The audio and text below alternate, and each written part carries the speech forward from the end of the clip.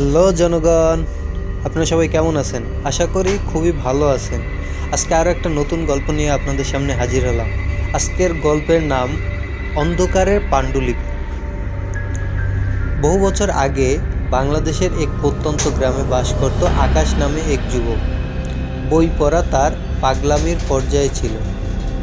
পুরনো পাণ্ডুলিপি সংগ্রহ করা ছিল তার শখ।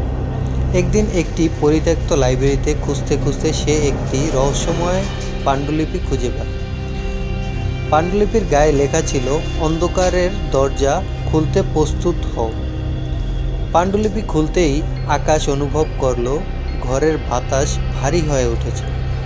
বইয়ের পাতাগুলো সাদা, কিন্তু পৃষ্ঠাগুলো স্পর্শ করতেই তাতে কালো কালিতে কিছু লেখা ফুটে উঠল।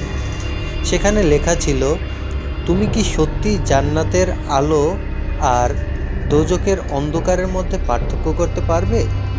সে বিষয়টি অতটা বেশি গুরুত্ব দিল না। সে বাসায় চলে গেল। সেই রাতে আকাশ ঘুমানোর চেষ্টা করছিল, কিন্তু ঘরের কোণ থেকে মৃদু ফিসফিস আওয়াজ শুনতে পেল। সে উঠে দেখল পাণ্ডুলিপি থেকে ধোঁয়ার মতো কিছু বেরিয়ে আসছে। ধোঁয়ার ভেতর থেকে একটি ছায়ামূর্তি ধীরে ধীরে স্পষ্ট হয়ে উঠল। ছায়ামূর্তিটি বলল, আমি জান্নাত, আমি জিন, যে এই পাণ্ডুলিপির রক্ষক। কিন্তু মনে রেখো, আমাকে ডেকে ভুল করেছ, কারণ একবার এই পাণ্ডুলিপি খুললে আমার খেলা শুরু হয়। আকাশ ভয় পেয়ে গেল, কিন্তু তার জ্ঞানের ক্ষুধা তাকে পেছনে ফিরতে দিল না। জিন জান্নাত বলল, তুমি যদি আমার 3টি ধাঁধার সঠিক উত্তর দিতে পারো, তাহলে আমি তোমাকে এমন একটি জ্ঞান দান করব যা মানুষকে অসীম শক্তি দেবে।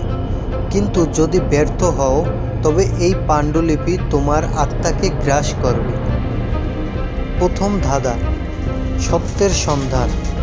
জিন জিজ্ঞেস করল, পৃথিবীর সবচেয়ে কঠিন সত্য কী? আকাশ কিছুক্ষণ ভাবল, তারপর বলল, মৃত্যু, কারণ এটি চিরন্ত সত্য। জিন হাসল, বলল, তুমিই সঠিক। কিন্তু সামনের ধাঁধা আরও কঠিন। দ্বিতীয় ধাঁধা, আলো আর অন্ধকারের মধ্যে পার্থক্য। জিন এবার বলল, আলো আর অন্ধকারের প্রকৃত পার্থক্য কী? আকাশ কিছুক্ষণ চুপ করে উত্তর দিল, আলো হলো আশা আর অন্ধকার হলো ভয়, কিন্তু দুটোই একে অপরের অস্তিত্ব নির্ধারণ করে। জিন মুগ্ধ হয়ে বলল, তুমি যথার্থ, তবে শেষ ধাঁধা সহজ হবে না। তৃতীয় ধাঁধা, আত্মার প্রকৃতি।